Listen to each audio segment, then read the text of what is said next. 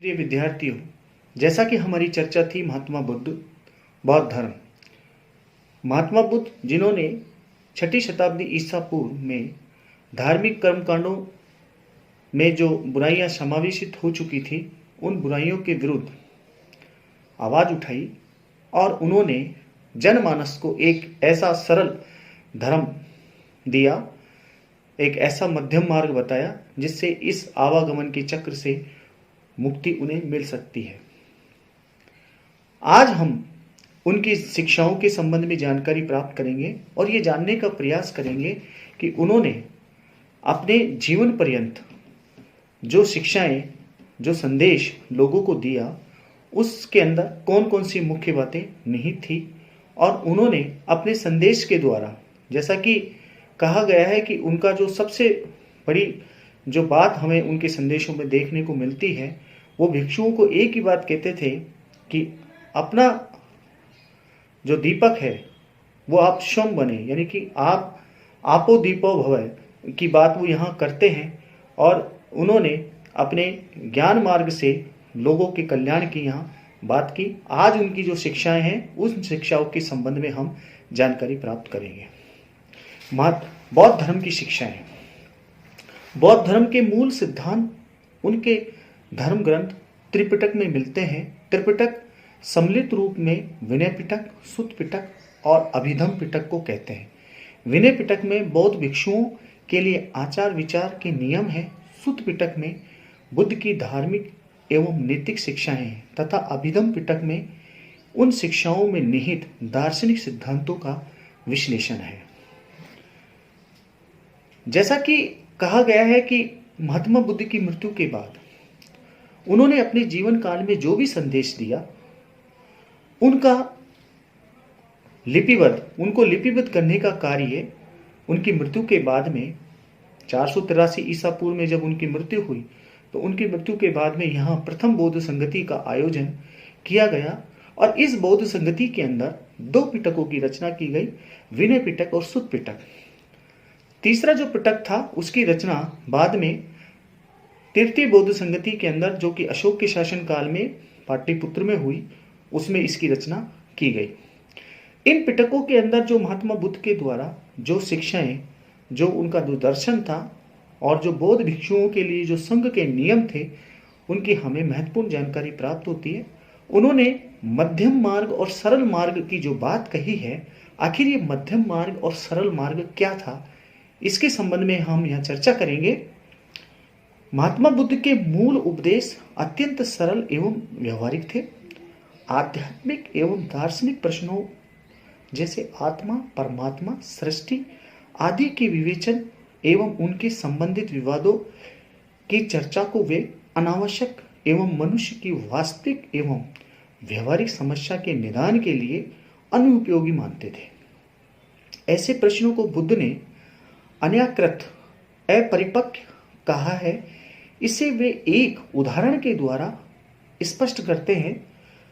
जैसे किसी व्यक्ति के पैर में तीर लग जाए और उस समय तीर निकालने के स्थान पर वह इस सोच विचार में लग जाए कि यह तीर किसने फेंका है, इसका रूप कैसा है, तीर फेंकने के पीछे उसका प्रयोजन क्या था आदि। ऐसे ही दार्शनिक प्रश्न बुद्ध के अनुसार इसी को दृष्टियों को, जंगल दृष्टियों को, जाल दृष्टियों का बंधन कहते हैं। इसमें बंधा व्यक्ति दुख से मुक्त नहीं हो सकता। इन प्रश्नों के सोच विचार में उलझने के स्थान पर व्यक्ति को अपनी तात्कालिक समस्या, दुख के निवारण अर्थात जो तीर निकालने की जो बात है की ओर ध्यान देना चाहिए। बुद्ध अपने उपदेशों में प्राय कहा करते थे, भिक्षुओं, मैं 2 बातों का ही संदेश देता हूं, दुख और दुख निरोध। दुख संसार है और दुख निरोध निर्वाण है। इन्होंने जो दुख निरोध का जो मार्ग बताया है और उसके अंतर्गत इन्होंने जो आगे जो 4 प्रमुख जो आर्य सत्य बताए हैं, इनके अंतर्गत उस बौद्ध धर्म के सिद्धांतों की जो आधारशिला जो मानी गई है, वो 4 आर्य सत्यों के अंदर ही निहित है। ये 4 आर्य सत्य कौन कौन से हैं? इनमें पहला है दुख, दुख समुदय, दुख निरोध और दुख निरोध का मार्ग। प्रथम, आर्य सत्य दुख। बुद्ध के अनुसार समस्त मानव जीवन दुख में है, चारों ओर दुख ही दुख है। स्वयं महात्मा बुद्ध के शब्दों में दुख भी जो बताया गया है, जन्म भी दुख, वृद्धावस्था भी दुख अर्थात जरा भी दुख, मृत्यु भी दुख, अप्रिय मिलन भी दुख, प्रिय वियोग भी दुख, इच्छित वस्तु की अप्राप्ति भी दुख, मृत्यु भी दुख का अंत नहीं, क्योंकि मृत्यु के बाद पुनर्जन्म है। इसी प्रकार का भव चक्र चलता रहता है और मनुष्य निरंतर दुख भोगता रहता है। दुख का भाव प्रश्न वर्णन करते हुए बुद्ध कहते हैं, भिक्षुओं, क्या तुम जानते हो कि इस संसार में सुदूर मार्ग में दौड़ने वाले, इस जन्म मरण के चक्र में पिसने वाले प्राणियों ने बार बार जन्म लेकर रो रो कर जो आंसू बहाए हैं वो कितने हैं? यदि 4 महासमुद्रों का जल जो है उनसे भी ज्यादा इनका ये जल है। इन प्राणियों को का जो रक्त बहा है वह भी अधिक है, या इन 4 महासमुद्रों का जल वो भी अधिक है। यानी कि दुखों की यहाँ जो दुख के अंतर्गत जो मनुष्यों के द्वारा जो आंसू बहाए गए हैं, उनकी यहाँ जो मापा गया है कि 4 समुद्रों का जो जल है उससे भी अधिक उन्होंने बताया है। तृतीय आर्य सत्य के अंतर्गत जो तृतीय आर्य सत्य से पहले हम जो इसका जो दूसरा आर्य सत्य है उसके अंतर्गत वह है दुख समुदय। वह चारों ओर जो दुख दिखाई देता है, आखिर उसका कारण क्या है? दुख समुदय के अंतर्गत इसी कारण को स्पष्ट किया गया है कि बौद्ध धर्म के प्रत्यय समुत्पाद के नियम के अनुसार सृष्टि का चक्र कार्य कारण श्रृंखला में बंधा है। कारण के होने पर ही कार्य होना है, ये नियम अटल है। इसलिए दुख का भी कारण है, दुख का भी मूल कारण जो बताया गया है वो अविद्या या अज्ञान है, जिसका अर्थ है अपने वास्तविक स्वरूप के बारे में मिथ्या धारणा। अविद्या से सुखों की तृष्णा या इच्छा उत्पन्न होती है, जो मनुष्य को अनंत दुखों के सागर में डुबो देती है। तीसरा जो आर्य सत्य है वो है दुख निरोध। यानी कि यहाँ दुख का जो कारण बताया है वो है इच्छा, यानी कि तृष्णाएं, जिसके कारण दुख उत्पन्न होता है। और जो दुख निरोध है, इसके अंतर्गत जिस प्रकार संसार में दुख है, दुख समुदय है, उसी प्रकार से दुख निरोध भी संभव है। ये कैसे हो सकता है? इसके संबंध में कहा गया है, यदि दुख का मूल कारण हटा दिया जाए तो दुख का निरोध हो जाएगा। अविद्या और तृष्णा की समाप्ति से दुख का निरोध या समाप्त संभव है। यही निर्वाण की अवस्था है। कहने का मतलब कि यदि तृष्णा समाप्त हो जाएगी और जो अज्ञानता है वो समाप्त हो जाएगी, तो निश्चित रूप से दुख का निरोध हो जाएगा, और यही निर्वाण की अवस्था बताई गई है। चतुर्थ आर्य सत्य दुख निरोध का मार्ग। अविद्या एवं तृष्णा के विनाश के लिए महात्मा बुद्ध ने दुख निरोध गामिनी प्रतिपदा, दुख निरोध का जो मार्ग का विधान रखा है, जिसे अष्टांगिक मार्ग कहा गया है। अब ये अष्टांगिक मार्ग के अंतर्गत जो 8 प्रकार के जो अंग हैं वो कौन कौन से हैं? दुख निरोध गामिनी प्रतिपदा, दुख के निरोध तक ले जाने वाले मार्ग, नैतिक और आध्यात्मिक साधना का मार्ग है, जिसके 8 अंग हैं। इन 8 अंगों को आर्य अष्टांगिक मार्ग कहा गया है। यह बौद्ध धर्म का आचार मार्ग है, और इसे मार्ग को श्रेष्ठ कहा गया है।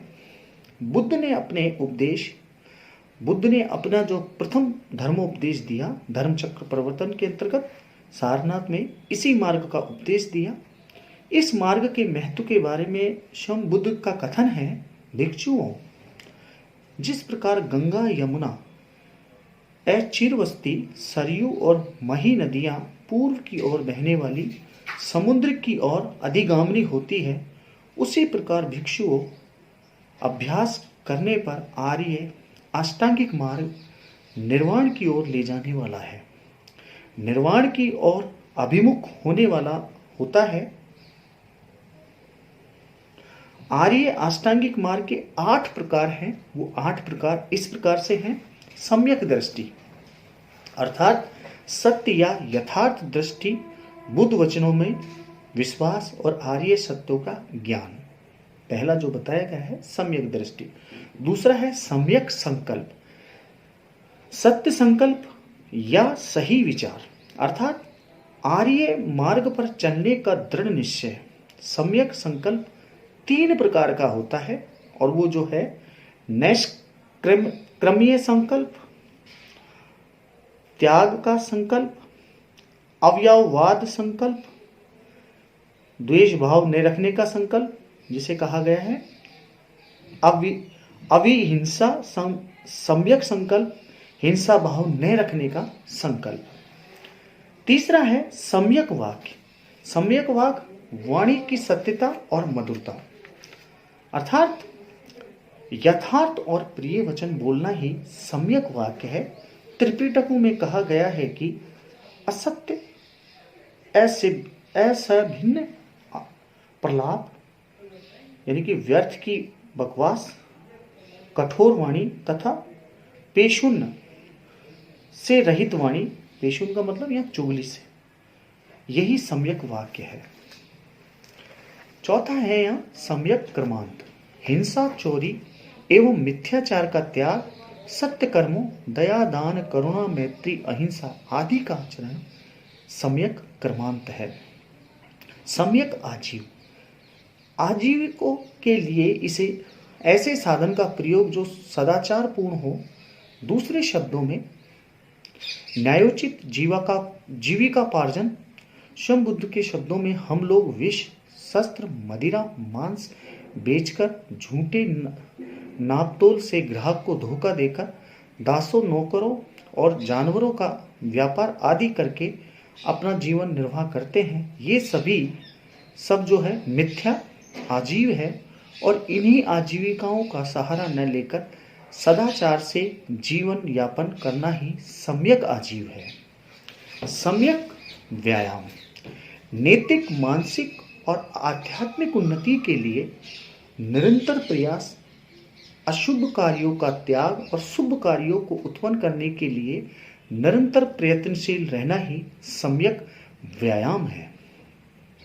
सातवां यह जो बताया गया है अष्टांगिक मार्ग, उसके अंतर्गत सम्यक स्मृति, शरीर एवं मन की दुर्बलताओं की निरंतर स्मृति, जिसमें मनुष्य के कार्य विवेकपूर्ण हो। बौद्ध धर्म में सम्यक स्मृति को काफी महत्व दिया गया है क्योंकि यह विशुद्ध एवं ज्ञान प्राप्ति में विशेष लाभकारी है। बुद्ध बार बार अपने शिष्यों को स्मृति और सम प्रज्ञान से युक्त रहने के लिए कहते हैं। सदा जागरूक स्मृतिवान भिक्षु ही तृष्णा जाल को काटकर निर्वाण प्राप्त कर सकता है। और 8वां और अंतिम जो अष्टांगिक मार्ग है वो है सम्यक समाधि, चित्त की एकाग्रता जिसका उद्देश्य निर्विकल्प प्रज्ञा की अनुभूति है। महात्मा बुद्ध ने संक्षिप्त रूप में शील, समाधि एवं प्रज्ञा को दुख निरोध का साधन बताया है। ये 3 रत्न हैं, शील, समाधि एवं प्रज्ञा। बौद्ध आचार शास्त्र की ये आधारशिला है। इन तीनों के अंतर्गत अष्टांगिक मार्ग के 8 अंग आते हैं और वो 8 अंग जो उन्होंने बताए हैं वो इस प्रकार से हैं: सम्यक वाक्य, सम्यक कर्मांत, सम्यक आजीव, शील में सम्यक व्यायाम, सम्यक स्मृति, सम्यक समाधि तथा सम्यक दृष्टि, सम्यक संकल्प, प्रज्ञा। शील का अर्थ यहाँ सदाचरण, समाधि अभिप्राय ध्यान की अवस्था है और प्रज्ञा का अर्थ है सत्य या यथार्थ ज्ञान है। अष्टांगिक मार्ग के अंतर्गत बुद्ध ने यहाँ व्यक्ति के नैतिक उत्थान के लिए जिन कार्यों को उसे करना चाहिए उन पर उन्होंने बल दिया। अब यह बात करें मध्यम मार्ग जो था, वो मध्यम मार्ग क्या था बुद्ध ने जो सरल अपना जो धर्म की जो बात कही है और उसके अंतर्गत मध्यम मार्ग का अनुसरण करने की बात कही है, आखिर ये मध्यम मार्ग क्या है? बौद्ध धर्म के अष्टांगिक मार्ग को मध्यमा प्रतिपदा, मध्यम मार्ग कहा गया है। दो अतियों के बीच का मार्ग है जिसमें अत्यधिक शारीरिक कष्ट एवं अत्यधिक शारीरिक सुख, इन दोनों की स्थितियों का निषेध है। इसे वीणा के तारों की उपमा द्वारा समझाया गया है कि वीणा के तारों को जब बहुत ढीले होते हैं या ज्यादा कसे हुए होते हैं तो दोनों ही स्थितियों में स्वर नहीं निकलते। तारों को सही या संतुलित रूप में कसे होने पर ही स्वर ठीक से निकलते हैं। वह अपने शिष्यों से कहते हैं कि भिक्षुओं, प्रवजा लेने वालों को और अंतों का सेवन नहीं करना चाहिए। कौन से दो अंत हैं? एक तो काम सुखों में आसक्त जो हीन है, ग्राम है, पृथक जो निय हैं, अनार्य हैं, अनर्थों की जड़ है, और दूसरी आत्म पीड़ा में आसक्ति जो दुख में है, ये अनर्थों की जड़ है। भिक्षुओं, इन दोनों अंतों को छोड़कर तथागत के मध्यम मार्ग का साक्षात करो। तो ये मध्यम मार्ग की उन्होंने बात कही और उस मध्यम मार्ग को उन्होंने वीणा के तारों का जो बात यहाँ कही है कि वीणा के तारों को इतना भी नहीं कसना चाहिए कि वो टूट जाएं और वीणा के तारों को इतना भी ढीला नहीं छोड़ना चाहिए कि उनसे स्वर ना निकले। इसके माध्यम से उन्होंने समझाने का यहाँ प्रयास किया। अगला है यहाँ निर्वाण। निर्वाण क्या है? निर्वाण बौद्ध जीवन का चरम लक्ष्य है, जिसे हिंदू धर्म में मोक्ष और जैन धर्म में कैवल्य कहा गया है। उसी स्थिति में बौद्ध धर्म में निर्वाण कहा गया है। निर्वाण का शाब्दिक अर्थ जो यहाँ स्पष्ट किया गया है, बुझ जाना या शांत होना। इसका तात्पर्य तृष्णाओं के बुझ जाने से है, जो दुख निरोध की स्थिति है। सकारात्मक रूप में यह परम सुख, परम शांति की स्थिति है। निर्वाण कोई ऐसी अवस्था नहीं है जो मरणोपरांत प्राप्त होती हो। मनुष्य के जीवित रहते हुए भी पूर्णता की यह अवस्था प्राप्त हो सकती है, जो जीवन मुक्ति के समान है। स्वयं भगवान बुद्ध इसके जीवंत उदाहरण है। यानी कि निर्वाण जो है, जिसके संबंध में कहा गया है कि मोक्ष, जैसे हिंदू धर्म में इसकी व्याख्या की गई है और जैन धर्म में इसको कैवल्य कहा गया है, जिसे सर्वोच्च ज्ञान कहते हैं, ये अपने जीवित रहते हुए भी प्राप्त की जा सकती है। और जैसा कि महात्मा बुद्ध इसके उदाहरण थे। अविद्या निवृत्ति ही निर्वाण है।